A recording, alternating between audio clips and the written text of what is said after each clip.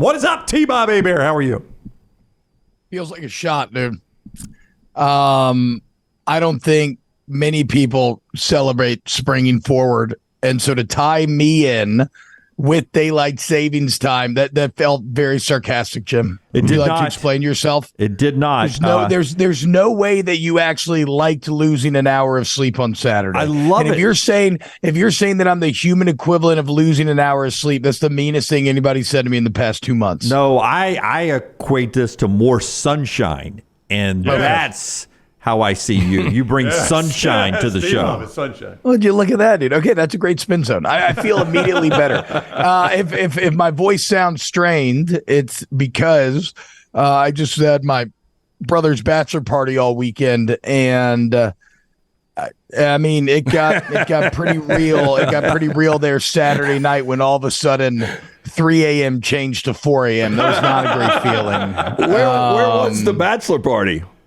It was at we got a camp up in Manny, Louisiana, on this lake, Toledo Bend. It's a very small town. We've been going there our whole lives, and so it was a solid weekend of the boys. Just constant gambling on FIFA, gambling on bocce ball, gambling of side bets on the actual FIFA games. I lost a ton of money, but just straight drinking beers and just competing the entire weekend. It was awesome. Dude. Okay, there's a lot of LSU back there, but you're an honest, opinionated guy. So if I ask you, over the next 3 years, more success, Brian Kelly or Kalen DeBoer?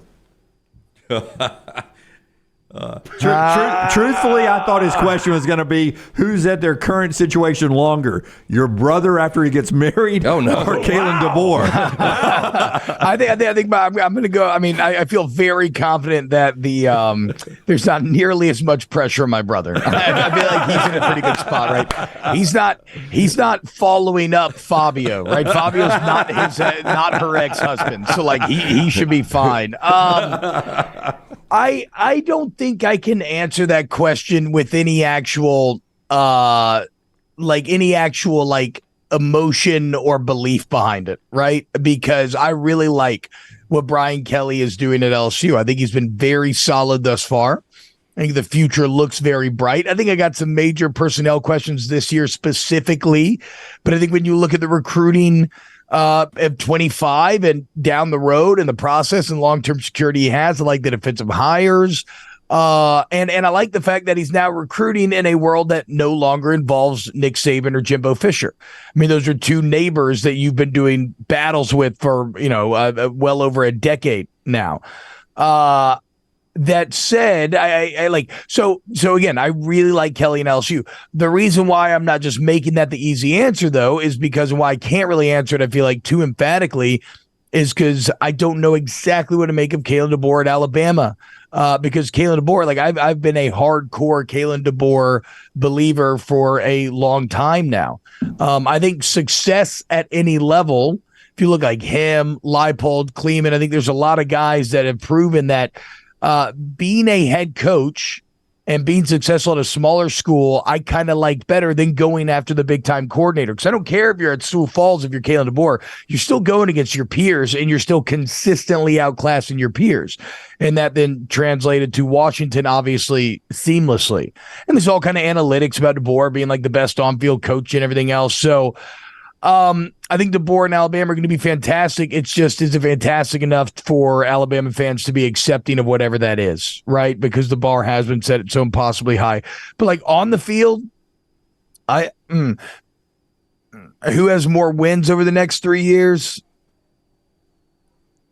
I would say I'm going to say Alabama I'm going to say LSU because I think Alabama will have some. I think there's going to be some kind of some explosive moments or something falls short of expectations. We're going to have to see how DeBoer deals with that. But again, I don't know that I actually have a great answer, any great emotion for that. Yeah, but you answered that so well that our social media platform host, Taylor Korn, can edit that, and we can make that now. Either way. That will now be correct in the future. We can edit that both ways, and you've got that answer perfect. Yeah, exactly right. Yeah, Alabama's going to win more. No, LSU's going to win more, and then just use whichever one ends up working out. Look, I'll say this: I I think DeBoer was 100% the right person for the job. The parallels between him and Nick Saban being these get it out the mud coaches that weren't born onto third base. It's funny, we were talking to Dan Lanning, and even he was kind of talking about this, and who else was Lane Kiffin was talking about this as well, right? That these are guys who had to kind of come up the hard way. They weren't necessarily born on third, and I think that speaks to being able to handle the pressure of an Alabama, because he's already done it at every level before this. So, like, what's the worst that could happen? Okay, it doesn't work. What? Well, okay, he can go back to wherever he was and continue to do what he was doing. But yeah, I think DeBoer is going to be great. I wish that I mean, as somebody who wants to see Alabama fail, I wish that they would have gone with somebody else who was more like volatile, if that was Lanning or whoever else. But even though I thought the Lowe article was really good, where it basically sounds like Norvell. And who else was was it Lanning besides Norvell? That was kind of the other. Yeah, Norvell and DeBoer were the guys once you sort of worked your way to testing to see if anybody from Kirby to Lanning and Sark were interested. The real evaluation became DeBoer and Norvell. And I actually think those would have been the best two names out of any of those. I mean, I think what Norvell has done at Florida State's really impressive, especially if he can keep Florida State good, because Florida State suffered a grievous wound, in my opinion. I've seen it firsthand, right? If you go look at LSU Alabama back in 2011, we lose to Natty 21-0. The next year, like, that game was a cut so deep that it ended up becoming infected. It became gangrenous, and it changed the entire direction of the program. You saw like a mass exodus of talent immediately after. I mean, you had guys leaving early to be undrafted free agents just because they just wanted out, right? In that same way, the injustice that Florida State suffered, that is one of those moments that can ruin years of positive momentum. And so if Mike Norvell's as good as I think he is, he'll keep Florida State relevant. But I think that, like, if they remain good, he should get like bonus points. He should be graded on a curve, because for not just overcoming losing all that talent, but for overcoming a decision that could really like shake a program to its core.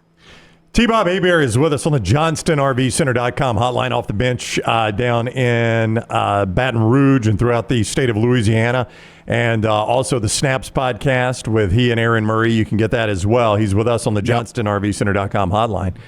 Do you think, and you've been recruited as a player, so you know what this is like, a guy like Norvell, if they're not in the Cool Kids Club, the SEC and the Big Ten, does that make it even more difficult for him to recruit because of how good those two conferences are? And I mean, if I'm a kid and I go to SEC games, then I go watch Florida State play Wake Forest, that just doesn't hit the same for me. Well, the Florida State environment will never be the problem, but yeah, I mean, I think there's definitely an element of that. If you're a big time high school football player, you want to go play in these big conferences. But I think honestly, outside of even just like wanting to prove yourself to be the best or anything sort of like, ethereal or untangible, right? I think the most tangible aspect is it's money. Yeah. Because in the SEC and the Big Ten, you will get paid more generally than you will at these other schools. Like emotional buy-in becomes economic buy-in, and it's going to be most competitive in the SEC and Big Ten when you're talking about guys bidding for the services of players against one another. And then the biggest problem for Florida State, now this doesn't have anything to do with the recruits though, but the biggest problem for Florida State is simply just the revenue distribution. Again, they're going to be asked to, and that's why Norvell's job is so hard here. They're going to be asked to continue to perform at the level of the other schools that were in the playoff conversation last year. And they're going to be getting half the resources from their conference to deal with. I mean, that's unsustainable over a long amount of time. And it's why you have guys like Keith Carter, the Ole Miss AD, the other week coming out and saying, look, a split is inevitable. And talking football specifically, right? And so the reshaping of this sport is not done yet. When Charlie Baker took over the NCAA, he had his opportunity to be transformative. He had his opportunity to try to take the initiative after the NCAA been on the back foot for years and years, take the initiative, create wholesale change, and try to be the one who's in charge of whatever this new monetized sort of super league ends up looking like. But instead, he chose to try to stay beholden to a system that we now recognize in the NCAA and how it's treated athletes is flatly illegal. And really has been for 100 years. We just accepted it that it wasn't, which is kind of crazy to look back on now. But ever since Justice Kavanaugh wrote that letter to the NCAA, they've been a dead man walking in terms of monetization, not paying players, and how they continue to try to treat football. And so, yeah, I think a split's inevitable. And I think that, the timeline can be long on these things, but certainly I think Florida State ends up in whatever like Premier League sort of situation we potentially get in. Our social media director, Taylor, and I were talking that if we had a Truman Show person, who would we want to star in it? And it was you. And specifically the 49 hours between Nick Saban's retirement and the hiring of Kalen DeBoer, because I picture it like this. You're the coyote, right? And you're falling off the cliff of Alabama's dominance. But now you land in the pillowed truck where you're safe. And Nick Saban has retired now, and you're thinking Saban is gone, and you poke your head up out of the truck, not looking in the right direction, and then the cave decapitates you right when they hire Kalen DeBoer. Paint a picture. That's the way I pictured that 49 hours for you. Walk me through the joy and then the Kalen DeBoer hire. It's an okay analogy. Now, if it was really the Truman Show, I mean, you got to be cool with probably more masturbation than your audience is willing to engage with. If you're going to stick cameras on me 24/7. I mean, I hear you. I didn't know where we were going there. If you're not okay with that, then I'm not shocked. You got to talk to your producers. I'm not shocked from a man who spent his whole career with his hand on the ball. That thinking about Nick Saban's retirement. I'm not saying that, okay? But I'm maybe not saying that either. No, look, I think the only area in which your analogy potentially falls apart is Kalen DeBoer does not represent, Coyote thinking he's safe and then being unsafe. Kalen DeBoer is not Nick Saban. He's awesome, like I said, but I can guarantee you he's not going to recruit to the level that Nick Saban did. And it's because Nick Saban was an outlier when it came to recruiting. And the landscape is such right now that I don't know if anybody can ever recruit to that level anymore because it's been democratized through money and finite resources. And so, again, DeBoer is awesome, but we still don't know how awesome. And what if it's 11-2 every year awesome? Is that good enough for Alabama, or do they still view themselves to be better? What if he's not stacking number one classes? I mean, and Nick Saban's tenured at Alabama, and a lot of this kind of depends on what recruiting service you use, but it might have been the composite or something. I can't remember exactly which one, but like Saban had the number one recruiting class 8 times. Jimbo had 3. Nobody else had more than 1. I can't guarantee anything except that Kalen DeBoer will not do that. I can guarantee that. Yeah. And Alabama has been atop the pyramid for this long, clearly every single year, no matter what, because they have had the best players top to bottom every single year, no matter what. And that's not going to be the case going forward. So DeBoer is intimidating. And he feels like the highest floor pick of anybody, right? Like the potential for just a complete debacle, I don't see at all with Kalen DeBoer, but it is not scary to the point of like, and here comes the anvil falling on my head right when I thought I was safe. No. All right, well done. T-Bob 53. Did not stop me from finishing. T-Bob 53 is where you find him on Twitter. And right there at the top, pinned on his Twitter page, is how you can get snaps with he and Aaron Murray talking college football all the time with the Volume Sports and also Off the Bench there in Louisiana. Thank you very much, T-Bob. It is always great talking with you. Prayers for your eyesight. Boys. Praying for your eyesight.